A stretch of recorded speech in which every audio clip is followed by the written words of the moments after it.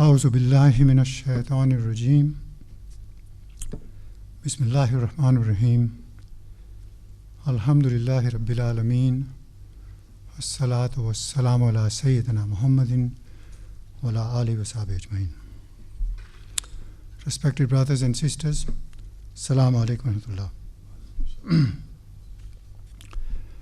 Referring to chapter 5, Surah Al-Ma'idah, verse 5, we read, Al-Yawma uhilla lakum tayyibat wa ta'amul lazina utul kitab hillul lakum wa ta'amukum hillul lahum. This day are all things good and pure made lawful unto you. The food of the people of the book is lawful unto you, and yours is lawful unto them. Expounding on this verse, a scholar, or supposedly a scholar in America, he expounded that all the foods of the people of the book we can eat. We can eat meat also slaughtered by them, and you can go anywhere and eat, because this ayah clarifies it. Regrettably, however, what he failed to understand was that this ayah refers to food, tayyibat wa tu'am, pure and wholesome food, not meat. Meat is a different matter. In meat, we have to investigate whether those people of the book have followed injunctions in their book.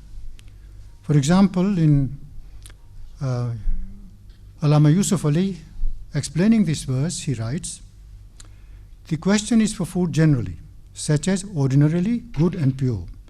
In the matter of meat, it should be killed with some sort of solemnity analogues to that of the takbir. The rules of Islam in this respect being analogues to the people of the book. There is no objection to mutual recognition as opposed to meat killed by pagans with superstitious rites. In this respect, the Christian rule is the same, that ye abstain from meats offered to idols, and from blood, and from things strangled, and fornication. And this is in Acts 15:29 in the New Testament. And of course we have injunction in the Old Testament anyway. This is why you have the Jews, they only eat kosher meat, which is the same as halal, only that it is called kosher in Hebrew and halal in Arabic. And fornication in this context means any unlawful meat. Going back a few years, I was once called by a program on the radio, and this moderator said to me that I have in the studio sitting with me a rabbi and a priest. And we understand that, as the rabbi has told us, that they can only eat kosher meat, which is analog to halal meat, but the priest says that they don't have to follow any such injunction.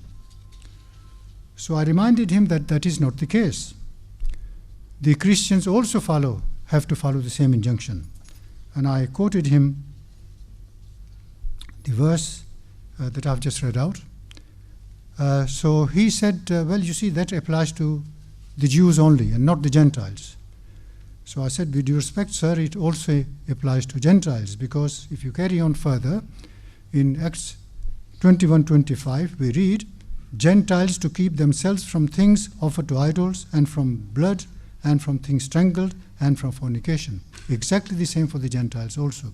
To this he had no answer. And of course, all godly faiths command the same thing, that we are not allowed to consume blood. That's why we do not eat meat of carnivorous animals. We only eat meat of the animals that eat vegetation. And of course, the command with regard to this issue in the Holy Quran is quite clear. We read in Surah Al-An'am chapter 6, verse 1-1, وَلَا تَاكَلُوا مِمَّا لَمْ يُذْكَرِ اسْمُ اللَّهِ عَلَيْهِ وَإِنَّهُ لَفِسْقٌ وَإِنَّ الشَّيَاطِينَ لَيُوحُونَ إِلَىٰ أَوْلِيَائِهِمْ لِيُجَادِلُوكُمْ وَإِنْ أَطَعْتُمُوهُمْ إِنَّكُمْ لَمُشْرِكُونَ. Eat not of meats on which Allah's name has not been pronounced. That would be impiety, fisk, abomination, sin. But Satans ever inspire their friends to contend with you. If ye were to obey them, ye would indeed be pagans. And of course, there are other injunctions in the Holy Quran relating to this issue. In Surah Al-Baqarah, verse 173, chapter 6, Surah Al-An'am, Ayah 138, 145, and Surah An-Nahl, chapter 16, verse 115, which also tells us, don't eat of meat on which name other than Allah has been pronounced. That is, polytheists, they have their rights. So, firstly, the command is we must only eat meat on which Allah's name has been pronounced. And secondly, we cannot eat any meat on which Allah's name has not been pronounced or name other than Allah has been pronounced. And so with regard to going to the any restaurant or any takeaway of the people of the book, and especially I was surprised because this man, this scholar, supposedly in America is explicitly a secular state. And in this country we find that most of the inhabitants are also secular. So one has to be careful. I recall once I was, as a young man, traveling in Germany from Munich to Stuttgart. And this German friend of mine, it was very cold, and we drove from Munich to Stuttgart because there was Mercedes factory that we wanted to see. So by the time we got there, it was very cold, and we wanted to have something to eat, so went to this restaurant. I didn't know German, but of course he was a German himself, so he asked me what I wanted to eat. And I have to be very careful because I could only eat halal food. So to be on the safe side, I said, look, please just order toast for me and vegetable soup. So this waitress brought toast and vegetable soup. In this vegetable soup, I saw some fine slices, pink slices. So I asked this friend of mine, I said, what are these pink slices in this vegetable soup? Oh, he says, well, we have ordered vegetables, so it must be some sort of vegetable. So I said, no, please ask her to tell us what it is. So he called the waitress again, and he asked her in German, what are these little pink slices in this vegetable soup? So she said, these are pork slices, pork chippings. So he said, damn it, we ordered vegetable soup, so what's this pork doing here? So she said, oh, it is vegetable soup, but we put these pork chippings in for flavor, for taste. So I said, thank you very much indeed. Please take this away. And then I thought I'll ask her whether they do boiled eggs, and they didn't. So then I resorted to having toast with tea. So one has to be very careful. And in fact, even from amongst the Muslims, we have to be careful, because a friend of mine, quite a rich man, lives in Canada. He wanted to invest in a halal food company in America. So he went to visit this company, and he saw that they were slaughtering animals, but the Zabiha was not performed. But it was exported to Middle East countries. So he said, look, you're calling it halal, but you're not doing Zabiha. So he said, well, we are not saying that we are doing or not doing Zabiha, we are just saying that it is halal. So he said, what do you mean? So he said, well, you see, is lamb halal in Islam? Well, of course it is. Is sheep halal in Islam? Of course it is. Is goat halal in Islam? Of course it is. Well, that's what we are saying. We are not saying that we have performed Zabiha or method of slaughtering as Zabiha. We are just saying that it is halal. So he said, thank you very much. I don't want to have anything to do with your company. So one has to be very careful. Some years ago, some parents approached in a borough school in London.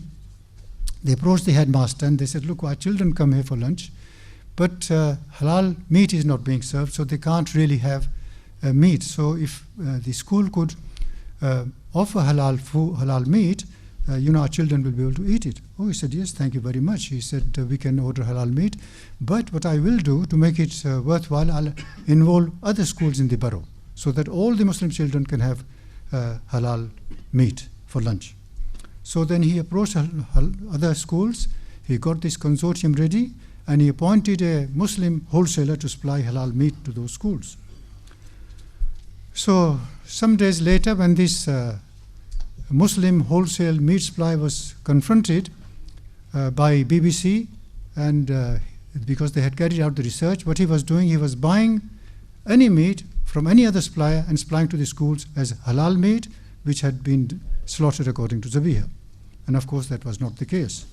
So to this, he just ran away, he locked himself in his house garage and refused to answer. So we have to be very careful. We must investigate. When we go to restaurants, ask them, that if this is halal, where you buy it from.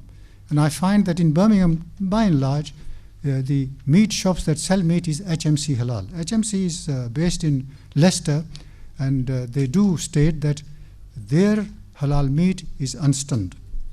And so we can, if it's HMC halal, we can then, and they have the stamp on the animals that they approve. So we have to be careful. With regard to rules for Zabiha, that is quite clear in Islam. First of all, the man who's slaughtering the animal has to be a monotheistic, belonging to a monotheistic faith. Secondly,